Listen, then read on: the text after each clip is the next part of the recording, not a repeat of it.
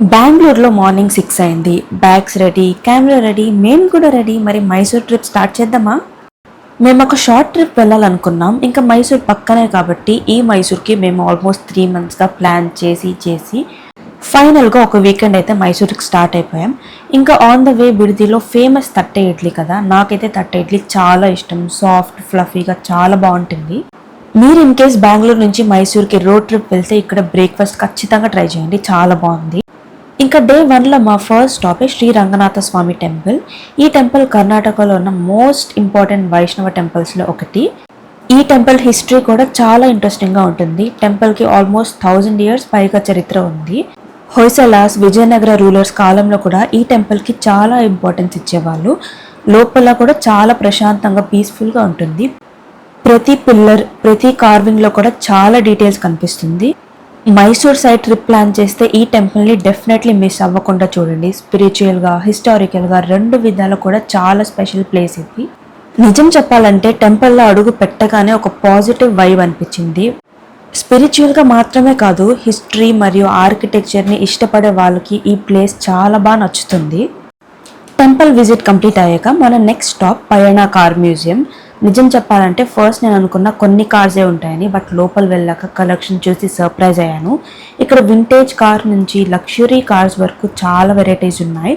కొన్ని కార్స్ చూస్తే మన చైల్డ్హుడ్లో చూసిన ఓల్డ్ మూవీసే గుర్తొస్తాయి. ప్రతి కార్కి ఒక స్టోరీ ఉంటుంది. ఆ ఫీలింగ్ ఇక్కడ చాలా బాగా ఎక్స్పీరియన్స్ చేయొచ్చు.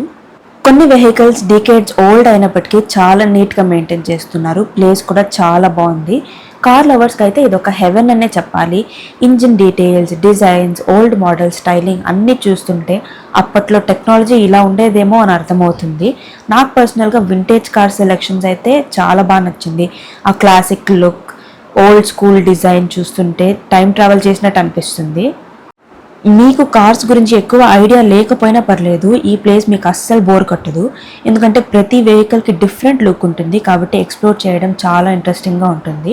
మొత్తానికి మా మైసూర్ ట్రిప్లో అన్ఎక్స్పెక్టెడ్గా నచ్చిన ప్లేసెస్లో ఇదొకటి. కొంచెం టైం ఇక్కడ స్పెండ్ చేసి కార్స్ అన్నీ ఎక్స్ప్లోర్ చేసి ఫొటోస్ తీసుకున్నాం. ఇక్కడ ఆల్మోస్ట్ ఆఫ్టర్నూన్ 12 అలా అయింది. మేమైతే హోమ్ స్టే బుక్ చేసుకున్నాం. ఫుల్ టైర్డ్ అయిపోయినాం కదా, సో హోమ్ స్టేకి వెళ్ళగానే కాసేపు అలా లంచ్ చేసి రెస్ట్ తీసుకున్నాం. నేను హోమ్ స్టే ఎలా ఉందనే వీడియో కూడా షూట్ చేయలేదు.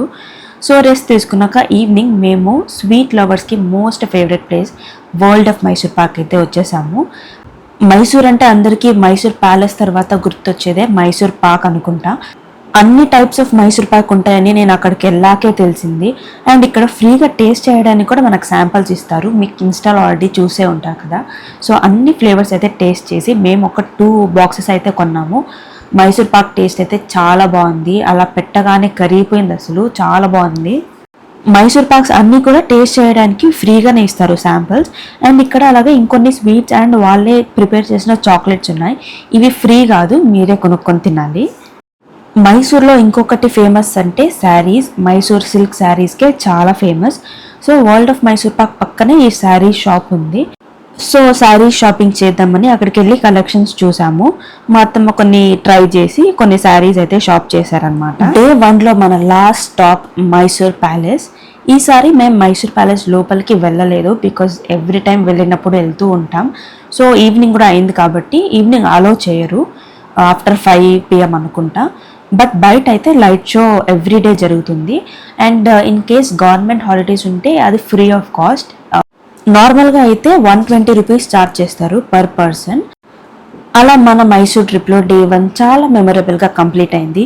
వీడియో నచ్చితే లైక్ చేసి సబ్స్క్రైబ్ చేసి కమెంట్ చేయండి. అండ్ డే 2లో మేము ఏ ప్లేసెస్ విజిట్ చేసామో నెక్స్ట్ కమింగ్ వీడియోస్లో చెప్తాను. మళ్ళీ నెక్స్ట్ బ్లాగ్లో కలుద్దాం. Bye bye.